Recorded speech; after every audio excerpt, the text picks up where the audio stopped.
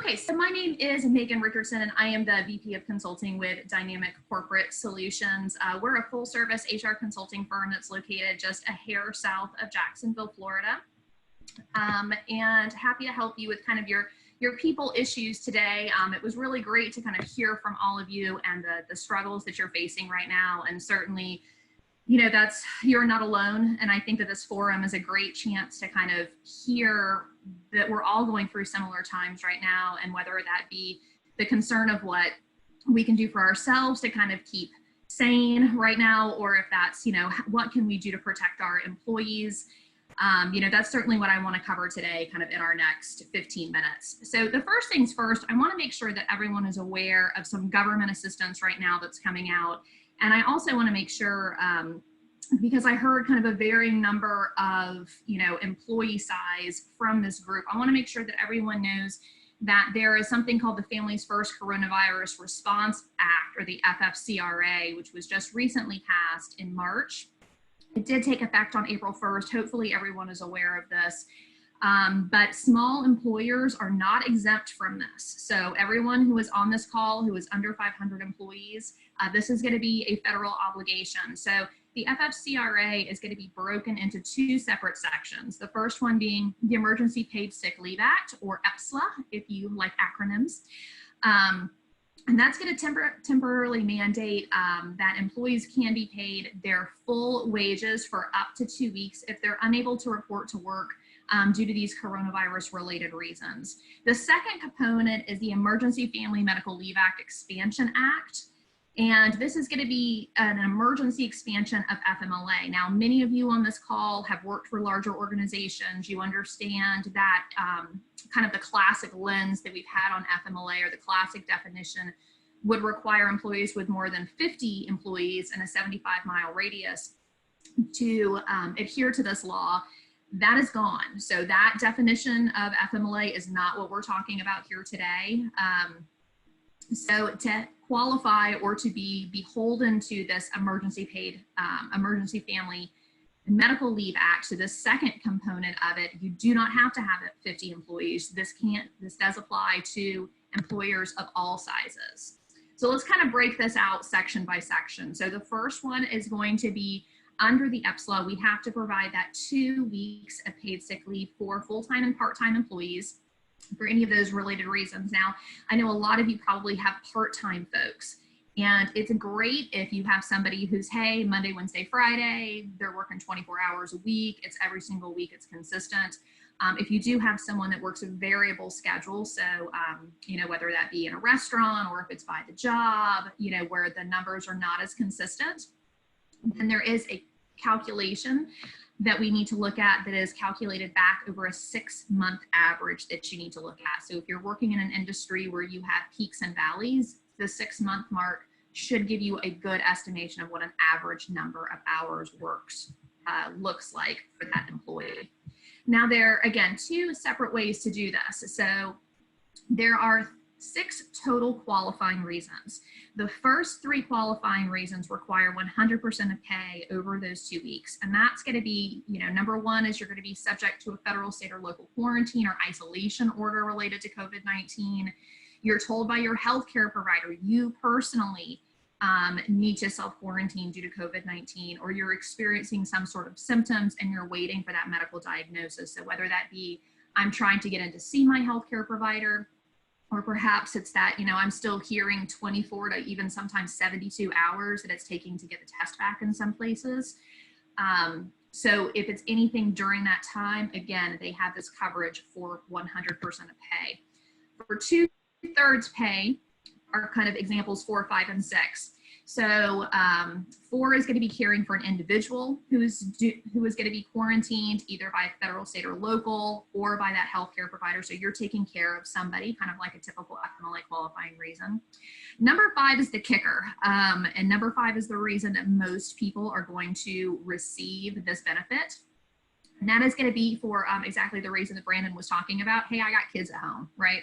And especially I have kids at home and there's no one else to take care of them. So, you know, perhaps my spouse or partner works for an essential business, or, you know, they're continuing to work remotely. There's no one else to care for the child. How do we take care of this? And then, of course, experiencing any other substantially similar condition specified by the Secretary of Human Services and the Secretary of Treasury, and everybody's got to get together. So number 6 is essentially the government giving themselves some wiggle room, because they don't want to have to come in if this thing morphs a little bit, or if it changes, or if it, you know, again, just it's not exactly COVID-19, but it's very similar. They don't want to have to totally redo all of these acts and bills and money and guidance that they've given us. So they've given themselves a little wiggle room here with number 6. Okay, so there are caps to this monetarily. So numbers 1 through 3, so those are the me reasons, right? I'm sick, I'm under quarantine, I'm waiting a diagnosis. Those caps are going to be limited to $511 per day, or again, times 10, because we're talking about 2 weeks, $5,110. For numbers 4 through 6, that means I'm taking care of somebody else. That cap is $200 per day, or $2,000 total care. Now, there are certain exemptions when it comes to that extended family medical leave act. Because most of the folks on this call are going to be under 50 employees, there is a small employer carve out where you do not have to offer the additional time. So again, there's 2 pieces of this. Emergency paid sick leave act, that's 2 weeks.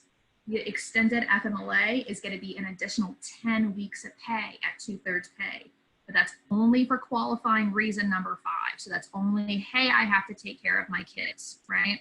So if you do not have 50 employees, you can qualify for the small employer exemption. Now, as it stands today, right now, there is no official form for exemption. They are not giving guidelines. Basically, what you have to do is be able to prove to the government, if you are audited, and again, there's no guidance on this yet, that in order to, you know, pay somebody for 10 weeks, in order to have somebody out for that amount of time, that's going to have a detrimental effect on your business, right? And for most of us, that would. So you just need to kind of do have your ducks in a row, do your analysis, pull out your P&L, talk about the impact that it would have to the business, but do that now, so that if down the line, you know, someone does come a knocking, you can have your documentation already set. Now, again, this is not money that you are personally shelling out. I mean, it is, of course, through payroll, but the government is offering direct tax credits, and it's a dollar for dollar reimbursement through tax credits for all qualifying wages paid under the first part or the second part. Those are going to be applicable tax credits, can also be for money paid to them, or because you're trying to maintain health insurance coverage. I am not an expert in this. It's my understanding you're going to have more information on this later in the week, but I would highly recommend jumping out and checking out more information. The Department of Treasury and the IRS website has a phenomenal FAQ. I really highly recommend that you jump out there and take care of that. Some additional things that we could be doing to kind of help support our employees right now. I noticed, you know, a lot of you are saying you're working from home, or folks are. You know, this is a time, and I will say I work with clients of varying sizes, and I have definitely had clients who are, I'm going to call it, more archaic, who said they would never let people work from home. And absolutely not. It's not going to happen for my business. And we're all kind of forced into that boat right now if we want to keep things running. So there are some pros and cons to think about, you know, and if you're perhaps in construction, I know a few of you are, maybe you want to think about this for your administrative staff and allowing them that option. So it definitely keeps things moving. It keeps people working. It reduces that chance of infection. So we're doing our best to try and keep people at home where they're safe, and where if they are infected, even atypically, that they wouldn't share that with anyone. And it does show support for your folks right now, because I know, and I can hear that when we were all talking about what keeps us up at night. I didn't hear anybody pop up and say, oh, I'm sleeping without any kind of worries, even though I think one person said, you know, kind of hypothetically, but, you know, there's something that's keeping all of us up right now. So whatever we can do to show support to our workers and support to our workforce, we want to do that. It is going to be more difficult to manage, especially if you're not a remote workforce typically. It's not going to apply to every position. And certainly there are challenges about people not being as connected as they were before. You know, there are a lot of studies going on right now about kind of the isolation and its effect on people's mental health, and especially those folks who live at home by themselves. They aren't getting that interaction from work that they typically do. So some things to consider if you're going to let people work from home. You know, should you do set hours? Should you let them be flexible? You know, I know a lot of us are juggling kids at home. If you can let people work and still manage that, I think that's wonderful. I will tell you, I have a 3-year-old and a 6-year-old at home right now, but I wake up at 5 and I start working because I know they're sleep until 7:30. So if I can get 2.5 good hours in the morning, that puts me in a better place work-wise, sets my employer up for success as well. So we have to think about, you know, does it really matter, you know, if they're sitting at home 8 to 5 in front of a desk? Those expectations are going to have to change because people have other things going on. Non-exempt employees have to record time. So it's really important that we still keep in line with our wage and hour laws. So they should still be logging time. They should still be doing their ins and outs. And whether that's 5:30 in the morning or if it's 8:30 in the morning, as long as they're recording those hours, that's going to be what's really important. And to figure out, you know, listen, what are those break and lunch expectations? So, you know, hey, I haven't seen Megan on the IM all day. You know, what is that? Is that okay? You know, do I know that she's going to be offline? What conversations have you had to kind of outline those expectations? Making sure that you're doing things like having calls directed to the right phone. What is your expectation for background noise? I know in working from home, I have this bird outside of my window that I never really paid attention to before, but evidently is really super loud. And so whenever I'm on a conference call, people are always asking about the bird. And it's not a bird in my house, it's a bird outside in a tree 50 feet away, but he's still kind of right there. So is that okay? And what are those service level expectations? You know, are you going to, you know, alter that at all because of our given circumstances? So yeah, before I expected you to return a voicemail in 2 hours, is 4 hours now more reasonable? Is that okay? Or are you keeping the same standards? But the key to all of this is communication, making sure that your employees understand what is expected of them and what good looks like in this crazy time that we're dealing in. And again, trying to do your best to keep it social. You know, I love that we're doing Zoom calls. I love to be able to talk and connect and see other people's faces. You know, so try and keep it as much, you know, normal as you can. So if you have staff meetings, do virtual staff meetings. You know, try and do a virtual, you know, I've got clients who are doing virtual happy hours, do a virtual coffee break. If it's somebody's birthday, everybody get on and sing to them. But again, trying to keep that connectivity with teams is going to be something that's going to help the mental health of the organization and continue to keep your culture going. Okay, let's talk about some tougher decisions here. So here are some options that I wanted to give you, just some things to think about that maybe we want to talk about before we move into the termination phase, so we can still keep our employees engaged. And again, from a self-care perspective, I know, you know, and I heard you talk about how difficult it is to have those conversations where we have to let people go. And in small organizations, you know, we're like family, you know, it's, and you know the impact it's going to have on people's families. So let's talk about some alternatives. The first one is going to be reduce everyone's hours straight across the board. You know, okay, everyone who was working at 40 hours, hourly employees are now only going to work 30, or now they're only going to work 20. So they still have a paycheck coming in. They can still file for partial unemployment. And, you know, again, you're still keeping a paycheck coming in. They can have a supplemental unemployment compensation provided to them. We're going to talk about that, but kind of win-win. Now, the other side of that coin is if you have exempt level folks, there's no reason to reduce their hours. You can take the work that the non-exempt folks was doing, you can temporarily shift that to your exempt level folks, because again, we don't pay our exempt level folks based off of what I call kind of butt in the seat time. We're paying our exempt level folks based off of work product, based off of outcomes. So shifting work around right now is absolutely understandable. And, you know, if you have anybody that pops off and says, this isn't in my job description, there are a lot of people who are on unemployment. There were 5 million people who filed last week, right? Nobody wants to be there. So we all got to chip in as a team right now. The other option there is a salary reduction. So keep everybody working full time, but just say 10%. Everybody's going to have to take a 10% pay cut until May, and we'll just see where we are. You don't have to put an end date on it. You could just say everyone has to take, you know, 10, 15, 20%, whatever keeps your business afloat and whatever makes financial sense for you. Now, do make sure for our non-exempt folks, I know we have a lot of different states represented on the call today, make sure you're paying your non-exempt folks at least a minimum wage. And if you have exempt level folks, they have to earn at least $684 per week in order to keep that exemption. Okay, 15 minutes is not enough, Brandon. Okay. I'm going to keep going fast. I'm sorry. No worries. I'm going to talk fast. So layoffs, terminations, and furloughs. Everybody has been throwing around the F word more than I care to mention, but yes, furlough is definitely the name of the game this month. So what's the difference? Layoffs are typically like a reduction in force, is where we say, listen, you know, we've lost business, multiple people are going to be impacted, you are terminated, your benefits are terminated, your PTO is terminated, you know, but we do have an intention to bring you back, but the relationship is severed.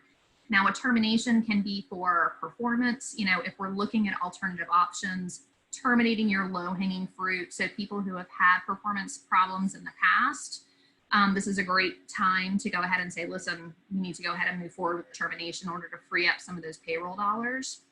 Furlough is when we're going to give people an unpaid leave of absence, essentially. But the key difference there between a layoff and a furlough are going to be benefits. With a furlough, you are still an employee. You know, we have not taken you off of the books. You may not be earning money right now, but those benefits are still going to be active. And you need to think about, you know, again, how you're going to message that. And I've got some bullet points here on the right that I would suggest you cover. But, you know, I can tell that everyone on the call has genuine concern for their employees. And I know that that would come out very quickly in any conversation that you have with them. The most important thing here is providing constant contact and communication with your employees. In the absence of information, people will make up their own mind, right? People will jump to conclusions. So it's really important that, you know, we say, this is where questions should be directed. You know, I'm going to give you an update every Friday. You know, we're not foreseeing changes right now. However, we're evaluating that on a daily basis. This is where we sit in a cash position. You know, being transparent is kind of crisis management 101. So the more you can communicate and that you can share with your employees, the safer they're going to feel. And I heard a lot of you echo, you know, we want to be in a good position when we come out of this. This is how you do it, by making sure that your employees are staying with you so that you don't have to worry about recruiting and hiring and training when this is over. You can bounce right back into business, which is where you were. My last point here that I want to cover quickly, and I know the CARES Act, I believe, is going to be covered in more detail later in the week. The biggest piece for employers, in my opinion, is that the CARES Act has totally blown out what we consider unemployment. So people who were not previously eligible, like 1099s, are now eligible. People who voluntarily resign because they don't feel safe coming to work because of COVID-19, risk exposure, covered. But the big piece here is that the government is providing an additional $600 per week to folks. Now, I know in Florida, our personal unemployment weekly cap is $275 per week. So if you have someone who is laid off or furloughed or what have you, they have that option to earn the state maximum, so $275 in Florida, plus an additional $600 per week. So that's $875 per week. So in a lot of cases, people are going to be earning more money for not working than they would for working. So when a lot of you are thinking about making these decisions and feeling badly, and I apologize, I can't see your name, but I know you said that your employees made you feel badly about terminating them. There's a good chance they're going to be making just as much money, if not more. And also with the possible just reducing hours, they're going to be eligible for a smaller state portion. That $600 is still going to go on top of that. So again, reducing hours, partial state benefit, full federal benefit. So again, there's in a lot of cases, people are going to be just fine. And if we furlough, then again, their benefits are active and we can bring them back quickly. So I am 1 minute over, so not too bad. Thank you so much. Let me just stop the recording, then we'll jump in for conversation.